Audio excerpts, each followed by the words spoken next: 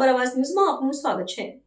સાબરકાંઠા જિલ્લા સંકલન અને ફરિયાદ સમિતિની બેઠક જિલ્લા કલેક્ટર લલિત નારાયણ સિંહ સાંધુની અધ્યક્ષતામાં કલેક્ટર કચેરી હિંમતનગર ખાતે યોજાઈ। આ બેઠકમાં ધારાસભ્ય વીડી ઝાલાએ મોતીપુરાથી સહકારી સુધીના સર્વિસ રોડ પહોળો કરવા, મેડીટીમ્બા માધ્યમિક શાળાનો જમીન અને લેખી મકાનની ગ્રાન્ટ અંગે પ્રશ્ન, Derol bridge, national highway Gambhoi ખાતે ફ્લાયઓવર, શહેરમાં ટ્રાફિકની સમસ્યા, કડાલી ખાતે સાબરમતી નદી બ્રિજ પર ખેડત સત્સિયા રોડ પર રેલવે ફાટક, નવા રોડ પર સાઇનબોર્ડ તેમજ રોડ 4 માર્ગીય બનાવવા રજૂઆત, પુરાલ, નાસન, નવલપુર માર્ગના કામ, કોરવાડા, કાણીયોલ, માઇનોર સિંચાઈ કેનાલ સહિતના લોકહિતના પ્રશ્નો રજૂ કર્યા હતા।